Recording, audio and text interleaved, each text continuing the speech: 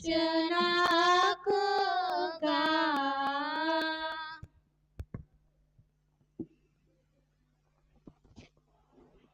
నాకు ఈ అవకాశాన్ని ఇచ్చిన పాస్టర్ గారికి, దేవదాసయ్య గారికి, ఏసయ్య గారికి, చిన్నమ్మ గారికి, సంఘ పెద్దలందరికీ మరణాత. నాకు ఇచ్చినటువంటి మాట రెండవ మాట,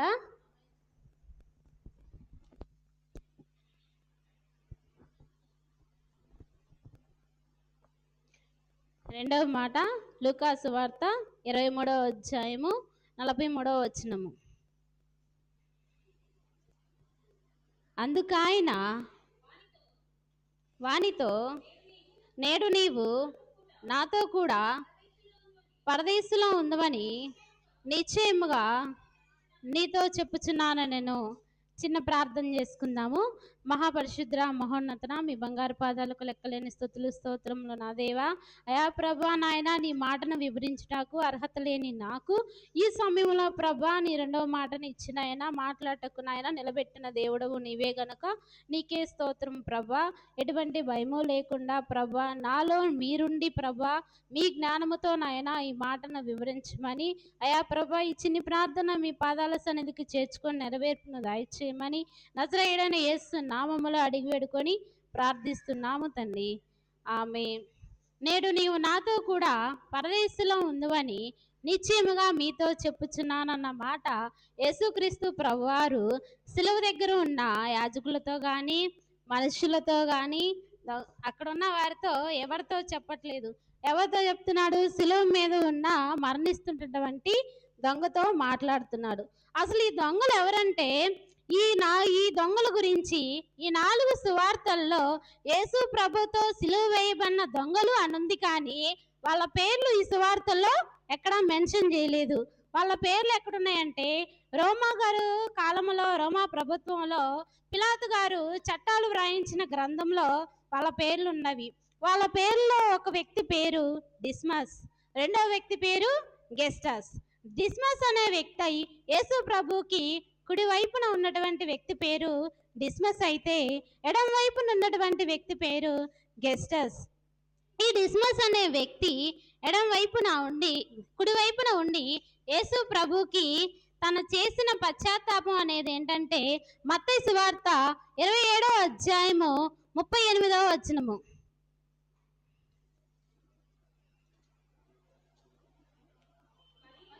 మరియు కుడివైపున ఒకడును ఒకడును ఇద్దరు దొంగలు ఆయనతో కూడా సిలువ వేయబడిరి. అలాగే మార్కు సువార్త 15:27 కూడా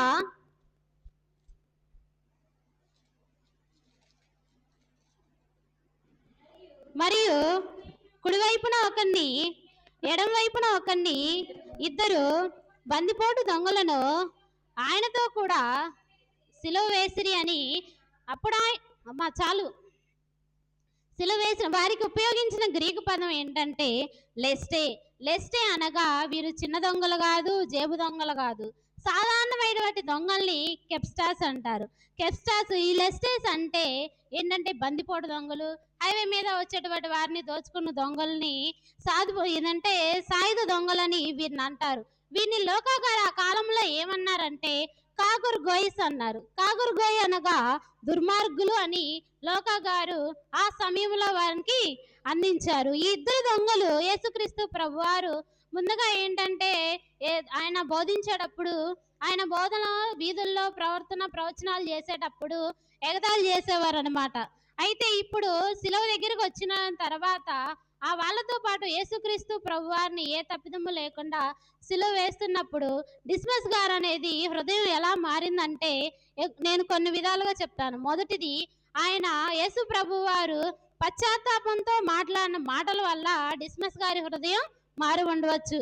మొదటిగా పలికిన మాట ద్వారా, సిలువ నుండి యేసు పలికిన మొదటి మాట, తండ్రి వీరేమి చేయుచున్నారో వీరెరుగను కనుక వీరిని క్షమించండి అని చెప్పి యేసుక్రీస్తు ప్రభువారు తాను ఏ తప్పు చేయకపోయినా తనని హింసించి, తను ఎగతాళి చేసి, తన్ని కొరడాలతో కొట్టి, తన రక్తము దారులుగా ప్రవహించుచున్న చేస్తున్నటువంటి వారిని కూడా క్షమించమని దేవుడు ప్రార్థిస్తున్న ప్రార్థన రీతిగా డిస్మస్ గారి హృదయము మారింది. రెండవది ఏంటంటే యేసు ప్రభు వారి నిశ్శబ్దం.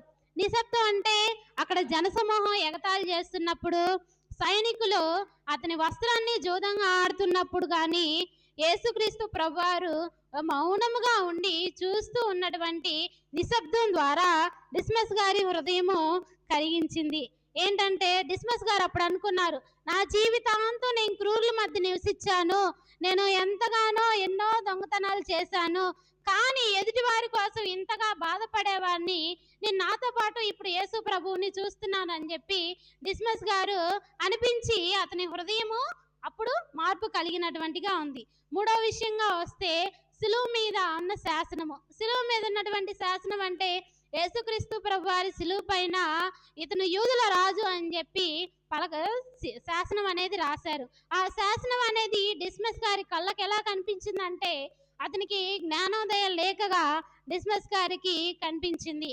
నాలుగో విధంగా చూస్తే ప్రకృతి దృశ్యాలు ఈ చీకటిని చూసి యేసుక్రీస్తు ప్రభువాన్ని సిలువ వేసిన వెంబటనే దేశం అంతటా చీకటి కమ్ముకున్నది.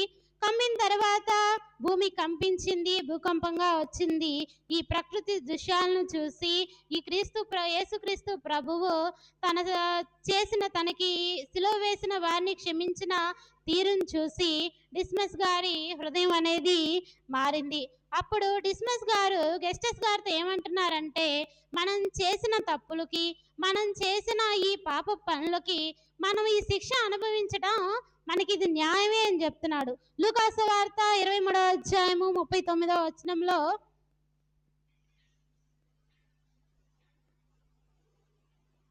వ్రేలాడు ఆ నేరస్తులలో ఒకడు ఆయనను దూషించుచు, నీవు క్రీస్తువైతే నిన్ను రక్షించుకొని అంటున్నాడు. చాలండి. ఈ ఒక్క మాటలో డిస్మస్ గారు గెస్టస్ గారికి అనేది చెప్పాడనమాట. మనకి శిక్ష అనేది మనకి ఇది న్యాయమే, కానీ అతను ఏ తప్పు చేయలేదు అని చెప్పి గెస్టస్ గారిని డిస్మస్ గారు గద్దించారు. అయితే ఈ డిస్మస్ గారు దేవుని ఎలా అంగీకరించాడంటే, దేవుని వల్ల జరిగిన ప్రకృతి వైపరీత్యాలకి దేవుని భయాన్ని అంగీకరించాడు. రోమ్ సామ్రాజ్యంలో రోమ్ సైనికుల కంటే ఇతను యేసుక్రీస్తు ప్రభువారు డిస్మస్ గారికి ఎలా కనపడ్డాడంటే ఉన్నత న్యాయమూర్తిగా కనపడ్డాడు అనమాట. రెండో విషయం, తన సొంత నేరాన్ని డిస్మస్ గారు ఒప్పుకున్నాడు. నేను ఎన్నో పాపాలు చేశాను, ఎన్నో దొంగతనాలు చేశాను, ఎన్నో తప్పులు చేశాను అని చెప్పి సిలువ మాను మీద నాకు ఈ శిక్ష అనేది నాకు ఇది న్యాయమే అనిపించి సిలువ మాను మీద తన శిక్షను ఒప్పుకున్నాడు. మూడోదిగా చూస్తే గెస్టస్తో డిస్మస్ గారు యేసుక్రీస్తు నిర్దోషి అని ప్రకటించాడు.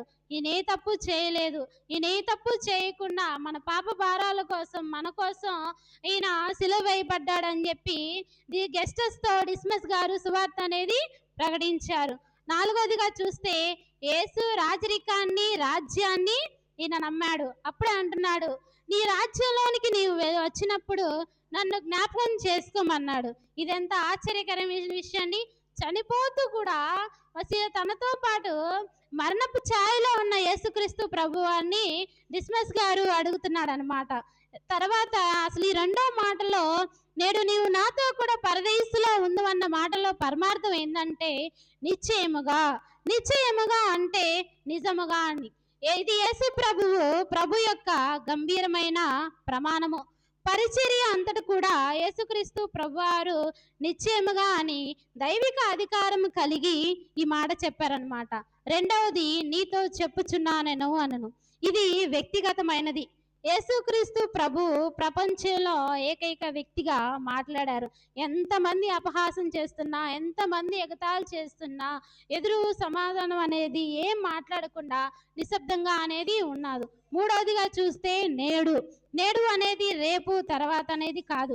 ఆత్మీయ సుదీర్ఘ ప్రక్రియలో మీరు నాతో ఉంటారు అని తక్షణ రక్షణను డిస్మస్ గారికి యేసుక్రీస్తు ప్రభువారు అందించారు.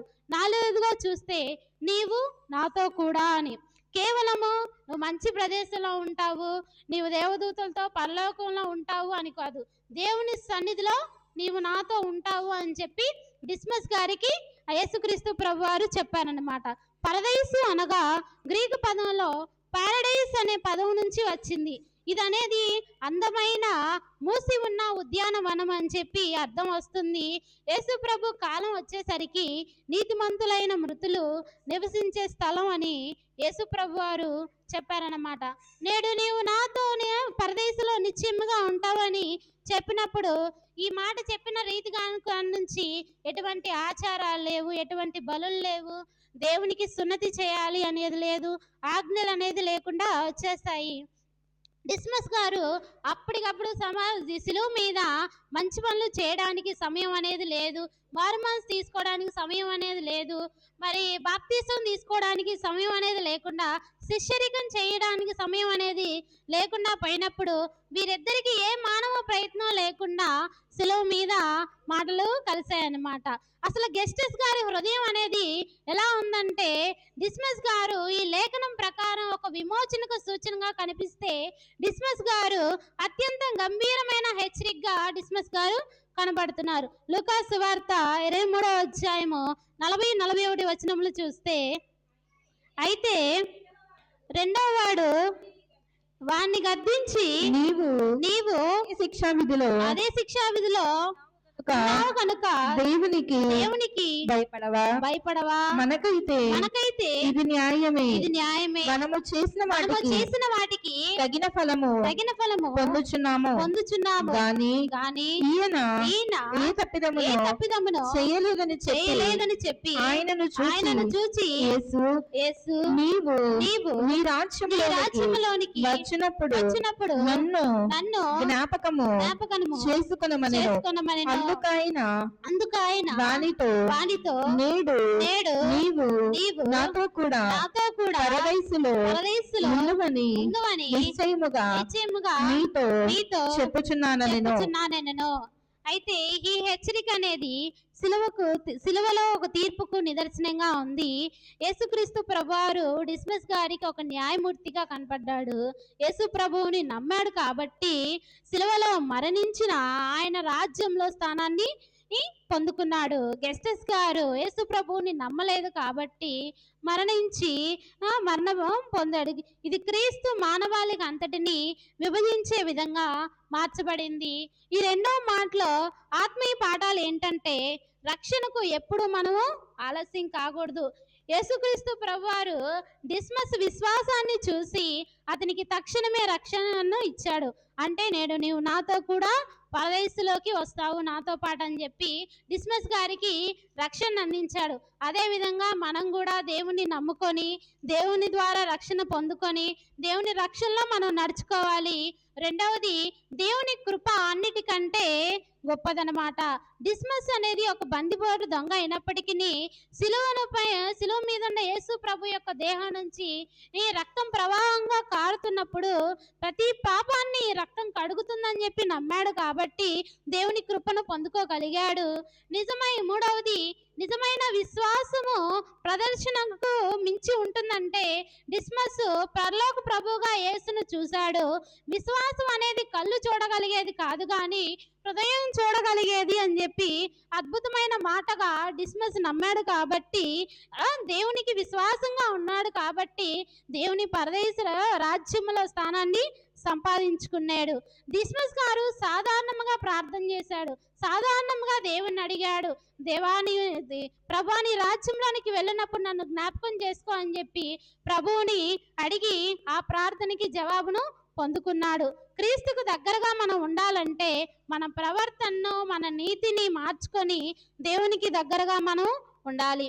పరదేశం అనేది ప్రదేశం కాదు, వ్యక్తి. ఇది బంగారు వీధుల్లోనూ దేవదూతల్లో ఉంటావని చెప్పలేదు, కానీ నీవు నాతో ఉంటావు, నా సన్నిధిలో ఉంటావు, నాతో పాటు నా తండ్రిని స్తుతిస్తావు అనేది పరదేశం అనేది. సిలువ అనేది ఒక గొప్ప తీర్పు. సిలువ గొప్ప వ్యక్తిత్వానికి మార్గదర్శకానికి అందిస్తుంది.